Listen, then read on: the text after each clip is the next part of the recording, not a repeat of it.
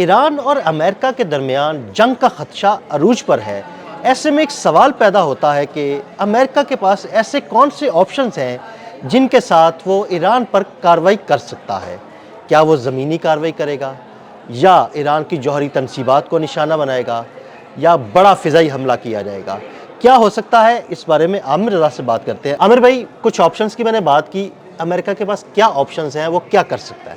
देखिए, सबसे पहली बात तो ये है कि अमेरिका के पास 3 ऑप्शंस हैं, जो मेरा अपना है। 1, 2 और 3, और सबसे अहम जो है वो नंबर 3 ऑप्शंस है, लेकिन वो मैं एंड पे बताऊँगा।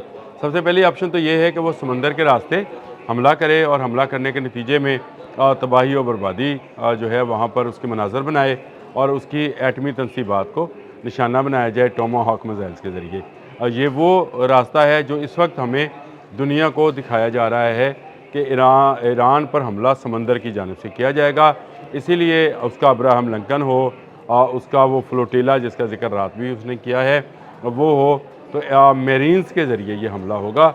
दूसरी ऑप्शन उसके पास ये है कि फ़ज़ाई और बर्री हमला किया जाए, यानी उसके कमांडोज़ जो हैं वो फ़ज़ाइया के ज़रिए, जिस तरह से वेनेज़ुएला पर हमला किया गया था और वहाँ के सदर निकोलस मडोरो को उठाया गया था, इसी तरह की कोई कार्रवाई की जाए और ईरान के सदर मसूद पज़ेश्कियान, अब्बास अराग़ची समेत सुप्रीम कमांडर अली ख़ामेनी को वहाँ से उठा लिया जाए और फिर एक नई गवर्नमेंट का ऐलान कर दिया जाए। जिस तरह से ये बिल्कुल वेनेज़ुएला स्टाइल ऑफ चक्कर है जिसमें वो किया है। ये 2 ऑप्शन तो उसके लिए ओपन है। देखिए, पहली ऑप्शन समंदर वाली है, इसको डिस्कस कर लेते हैं कि इस वक्त सूरत हाल क्या है। कल मैंने आपको बताया था कि ईरान जो है वो समुद्री हवाले से कमज़ोर मुल्क नहीं है। उसको भी पता है कि उसकी बंदरगाहें जो हैं दुनिया की लाइफ लाइन्स है। मैं इसलिए दुनिया की लाइफ लाइन्स कह रहा हूँ कि दुनिया की तवानाई का एक बड़ा ज़ख़ीरा वहाँ से गुजर कर जाता है और उसको अगले 2 रोज़ के लिए बंद होना है। ये जो मशक़ें हो रही हैं, अगर ये 2 रोज़ के लिए बंद हो सकती हैं तो ये 100 रोज़ के लिए भी बंद हो सकती हैं। तो ये लाइफ लाइन किसकी कटेगी अदील भाई? ये लाइफ लाइन कटेगी, एनर्जी की लाइफ लाइन कटेगी, दुनिया की एनर्जी की कटेगी। और मिडल ईस्ट की एनर्जी तो उनके पास है, यानी मिडल ईस्ट के पास अपना खुद के जो आयल है वो तो मौजूद होगा। क्या मौजूद नहीं होगा? खुराक और अद्वियात और वो सामान तइश जिसके वो आदी हो चुके हैं यूरोपियन अमेरिकन। देखें, आबना हरमज़ से 100 जहाज़ रोज़ाना की बुनियाद पर गुजरता है। सिर्फ आबना हरमज़ की बात कर रहा हूँ। अभी मैंने इसमें ना खलीज फारस शामिल किया है, ना मैंने रेड सी शामिल किया है।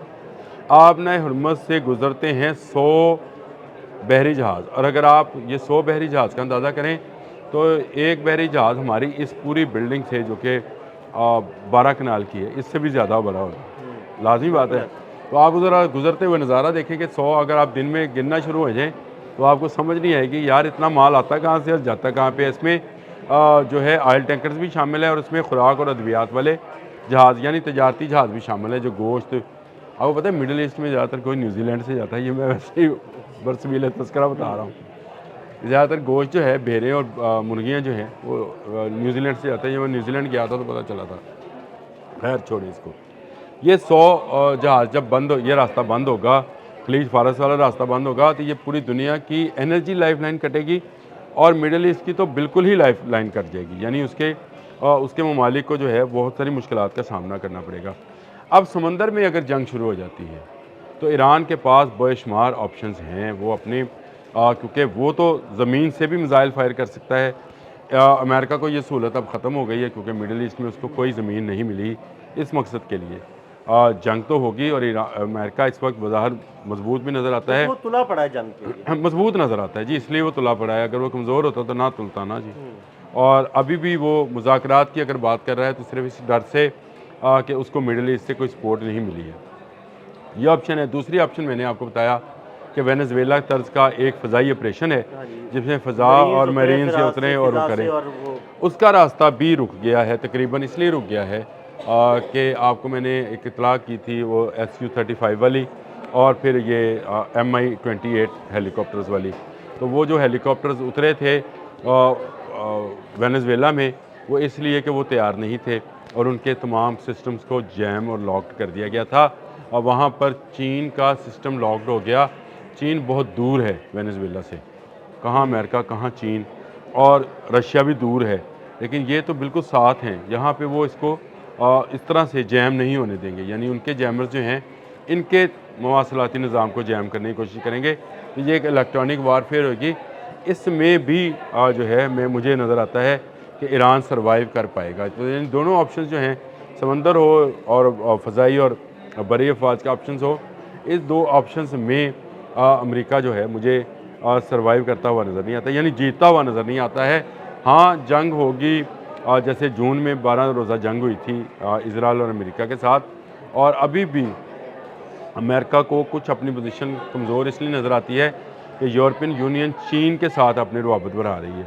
तो अमेरिका जो है आहिस्ता आहिस्ता एक तन्हाई के शिकार होता चला जा रहा है। अब आ जाएँ उस तीसरी ऑप्शन की जानिब, जो मैंने आपसे कहा था कि दो ऑप्शन तो हैं, एक समंदर है, एक वो फ़ज़ा और बरी अफवाज की ऑप्शन है, एक तीसरी ऑप्शन है। तीसरी ऑप्शन ये है कि अमेरिका पीछे हट जाए।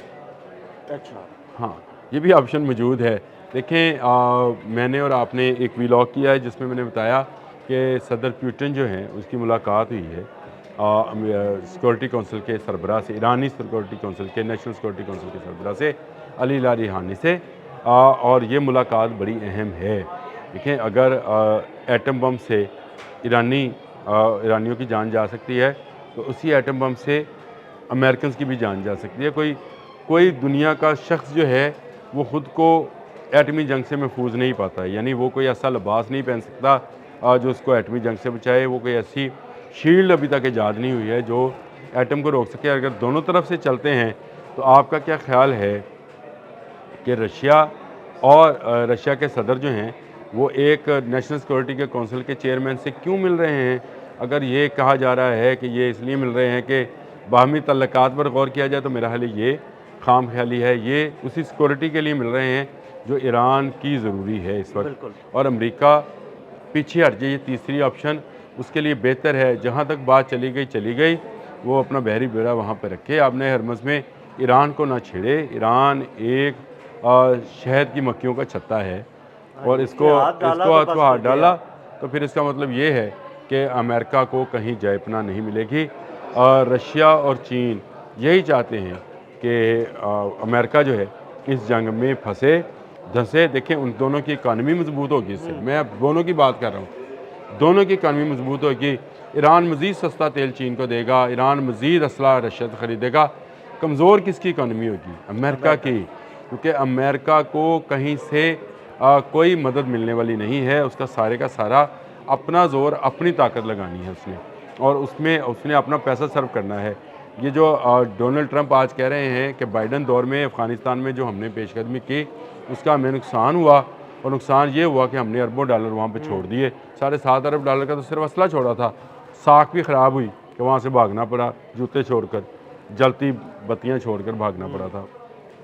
यहाँ पर भी अगर ऐसा हुआ तो फिर इसका मतलब यह है कि अमरीकी साख जो है उसको शदीद धचका पहुँचेगा, और आने वाले दिनों में जो अमेरिका टैरिफ की बात करता है, वो टैरिफ वाला हवा भी जो है वो ख़त्म हो जाएगा, क्योंकि बरतानी वज़ीर-ए-आज़म का दौरा चीन जो है ये वैसे ही इस हवे को कम कर रहा है।